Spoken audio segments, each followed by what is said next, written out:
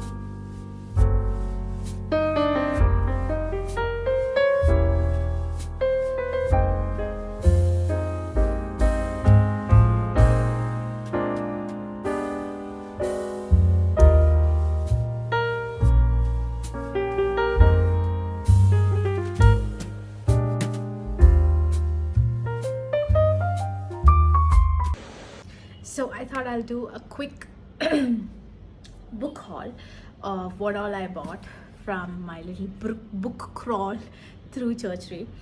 I didn't buy a lot, but comparatively, usually when I go to these places, I buy one book. That's all. Because I know I have a lot to read, left to read. But right now what is happening is I'm reading, finishing it off quickly, all the books that I have left. So I need to finish only one book, okay, before I've actually started one of these. But other than that, I just have one book that I have not read. So that's why I thought this time I'll pick up 3. I actually want one more, which I'm waiting. I actually made a purchase online for the pumpkin spice cafe, but unfortunately for some reason it's not getting delivered, so it's showing delayed. So I might cancel the order, or I might wait for it. I don't know. So anyways, I have time, so I thought, you know what, by the time I finish this, it'll come. So yeah, so my husband also had come with me, so he obviously bought Goosebumps. He loves them. I don't read it, I've never read it, and I know it's bad. I should probably try, which I will. So those 2 are his, and then I bought 3 books. Okay, so I have been always, so I am a student of literature. So I did my MA in English literature, and I'm doing my PhD in English literature as well.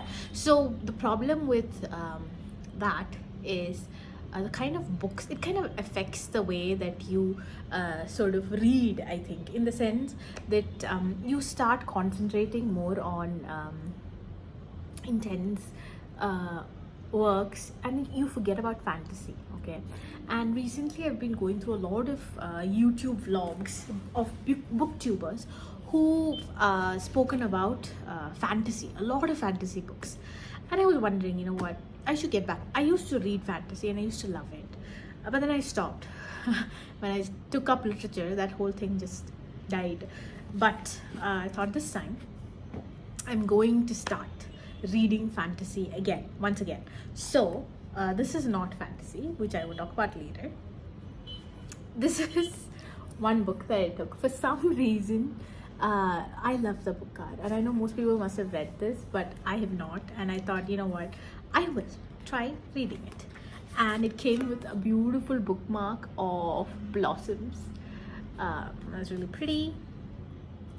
Anyway, so I have not started reading this. I'll read. I know this is going to be a very quick read, so I will read this. But before I start that, I want to read this.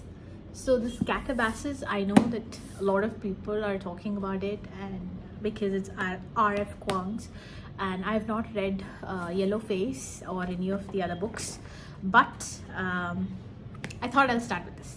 And I actually read a few pages, like these many. I like it. I really do. So I think I will easily fall in love with fantasy again. So I'm gonna finish reading this. I know it'll be a quick read, even though it is a pretty big book. Usually fantasies are really interesting, so you will finish it off quickly. So, and another thing that I want to say is, finally I finished Murakami's Kafka on the Shore. Okay, I picked that book up last year in 2024, and I was working then. So obviously when you're working, it's very difficult for you to find time to read, because you will find time, but you're mentally exhausted by the time you come back home. You don't want to read. So that happened. And also it's a little complicated for me. It was initially the first few chapters, so I kind of lost interest, but I continued to read it. I didn't give up on it, and then today I finally finished it. I think more than half of the novel I finished in 2 days, because towards the end of it, I think the last part of that book was actually very interesting, because everything started making sense. Until then, nothing was making sense for me, and then when things started making sense, I really enjoyed reading that book. So I will be working on this and this and this book. I don't know what it is about. I just found it very interesting. It says Shimamura is tired of bustling city. He takes a train through the snow to the mountains of the west coast of Japan to meet with a geisha he believes he loves.